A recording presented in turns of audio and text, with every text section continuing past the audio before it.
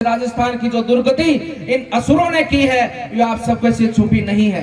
इन अधर्मियों का राज जो राजस्थान में जब से आया, जब से संत प्रताड़ित हैं, इन लोगों ने सदैव तुष्टीकरण की राजनीति की, सदैव देश के लोगों को जाति बाती पे लड़ाया। एक बार द्रौपदी का भी वस्त्र हरण हुआ था और आज राजस्थान में इस कांग्रेस के शासन में हमारी बहन का भी वस्त्र हरण हुआ है। इन अधर्मी लोगों को उखाड़ कर फेंक कर राजस्थान में धर्म का शासन करना है। धर्म की अधर्म का, प्राणियों में विश्व का और कांग्रेस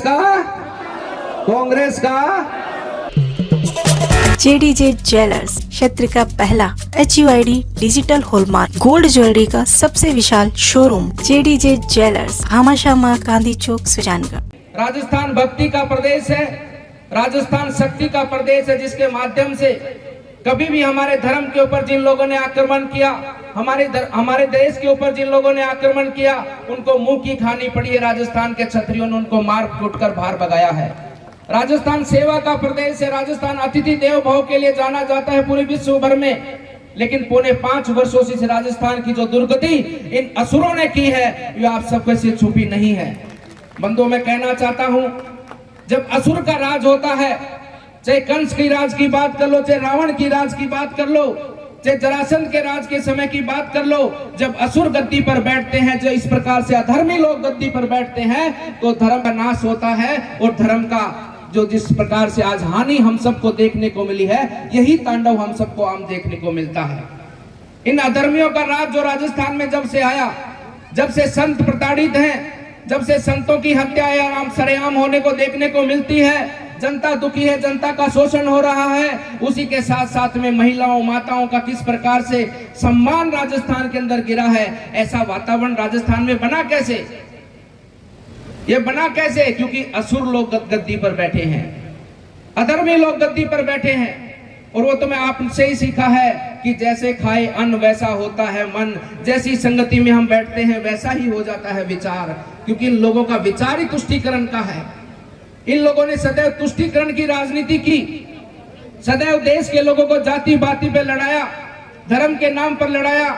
अगर कांग्रेस भलाई करना देश का चाहती तो देश में आज 77 वर्ष हो चुके आजादी के, सर्वाधिक समय कांग्रेस ने प्रदेश और देश में राज किया।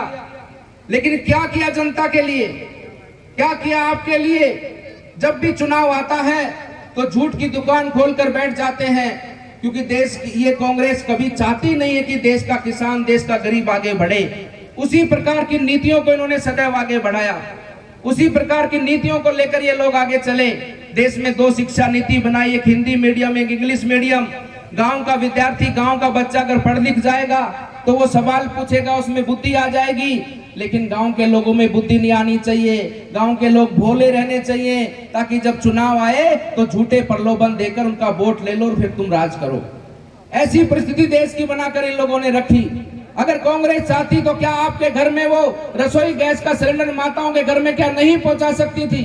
अगर कांग्रेस चाहती तो क्या आपके घर में वो शौचालय बनाने के काम नहीं कर सकती थी? माताओं को सम्मान देने का काम नहीं कर सकती थी? अगर क्या कांग्रेस चाहती जनधन खातों के माध्यम से आपके घर का अकाउंट नहीं खुला सकती थी? अगर क्या कांग्रेस चाहती तो किसानों को क्या सम्मान निधि नहीं दे सकती थी? अगर कांग्रेस चाहती तो क्या वो भरपूर राशन हमारे देश के गरीब लोगों तक नहीं पहुंचा सकती थी? अगर क्या कांग्रेस चाहती तो हमारे देश के अंदर प्रधानमंत्री आवास पिछले 8-9 वर्षों में बने हैं, क्या कांग्रेस नहीं बना सकती थी? लेकिन बनाया नहीं। बंधुओं, में तो 2 योजनाओं की बात करूंगा। पेंशन योजना तो आज की नहीं, बहुत पहले से चलती है। राशन की योजना आज से नहीं, बहुत पहले से चलती है। लेकिन यहाँ बुजुर्ग बैठे होंगे, आज से 9 साल पहले भी उनको पेंशन मिलती होगी, 200, 250, 300 जितनी भी। जब उस समय पर जब वो अधिकारी गांव में पेंशन के पैसे उनको देने आता था, उनके पेंशन के 300 रुपए होते थे, लेकिन 300 की बजाय वो 250 रुपए उनको हाथ में पकड़ाता था। और उस बुजुर्ग की हिम्मत नहीं पड़ती थी कि भैया मेरे 300 रुपए हैं, 50 रुपए वापस दे दे। क्या पड़ती थी हिम्मत? क्योंकि उसको पता था अगर तू बोल गया तो अगली बार में 250 मिले, ये भी नहीं मिलने। यथार्थ है कि नहीं है?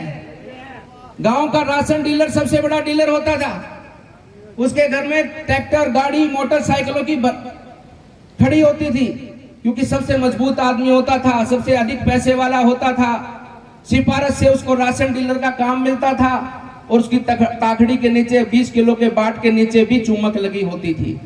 जब उसमें राशन तुलता था 20 किलो 25 किलो जो भी सरकार बेचती थी उसमें से 10-12 किलो ही मिलता था। अगर कोई आवाज उठाता था तो अगली बार से उसका राशन कार्ड में नाम ही कट जाता था। ये परिस्थिति हमारे इस देश के अंदर इन कांग्रेस के लोगों ने बना के रखी थी।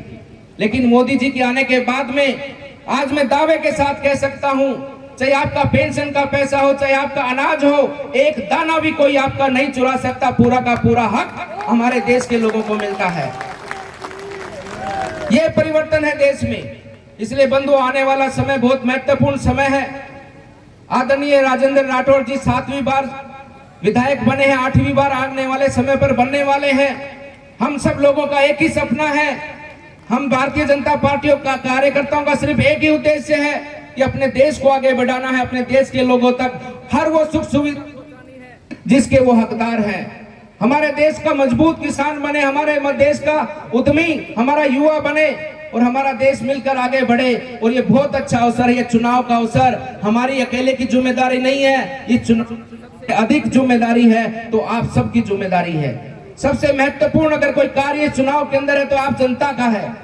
आपका दायित्व तो बनता कि हम सत्ता के ऊपर सेवा करने वालों को बैठाएंगे या सत्ता के ऊपर अधर्म का शासन करने वाले ऐसे गुंडे मवालियों को बैठाएंगे जो लोग राजस्थान के मान सम्मान को गिराने का काम करते हैं। और याद करो वो दिन आज से 5000 साल पहले का। एक बार द्रौपदी का भी वस्त्र हरण हुआ था और आज राजस्थान में इस कांग्रेस के शासन में हमारी बहन का भी वस्त्र हरण हुआ है। इन अधर्मी लोगों को उखाड़ कर फेंक कर राजस्थान में धर्म का शासन करना है और राजस्थान में सेवा को समर्पित भारतीय जनता पार्टी को आपकी सेवा करने का अवसर हमें देना है। इस बात को हम सब लोग ध्यान रखें क्योंकि बहुत महत्वपूर्ण समय है। ये समय हमारे देश को आगे बढ़ाने का, हमारे प्रदेश को आगे बढ़ाने का है। ये अमृत काल है हमारे देश का। युवा भारत है, आज युवा भारत की शक्ति है। इस युवा भारत की शक्ति को हम सबको अपने देश की उन्नति के अंदर लगाना है। अगर छोटी सी भी चूक हो गई तो आने वाले समय पर जब देश 100 वर्ष का होगा, क्या जवाब देंगे उन शहीदों को?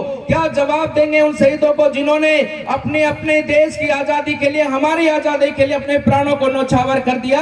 और क्या कहेंगे उनको कि उनके सपनों का हम भारत नहीं बना पाए, उनके सपनों का हम सक्षम भारत नहीं बना पाए? ये जिम्मेदारी 135 करोड़ भारतवासियों की है, आप सबकी जिम्मेदारी है। इसलिए मेरा निवेदन है, मेरी आत्मा से, मेरे मन से, एक निष्ठा भाव से मेरा आपसे निवेदन है, और जो हम कहते आए आपके बीच में पूरे समर्पित भाव से, सेवा भाव से, पूरी ईमानदारी से आपके बीच में कहने आए, आप हमें सेवा करने का अवसर दो।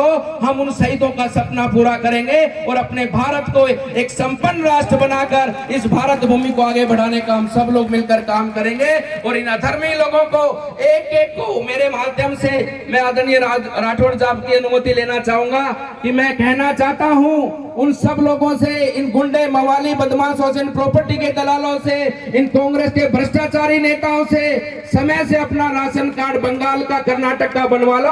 बीजेपी की सरकार आने वाली है। तुम लोगों को राजस्थान में छुपने की जगह नहीं मिलेगी।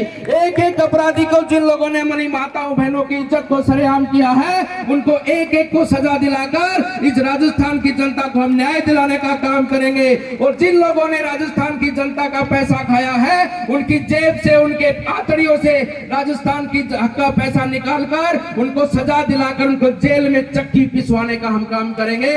आपसे यही निवेदन हम सब करने आए हैं। धर्म की, अधर्म का, प्राणियों में विश्व का और कांग्रेस का आप सबका धन्यवाद। राजनीतिक धर्म का पर्याय है, इस तरह का संबोधन आदरणीय बालकनाथ जी महाराज ने किया।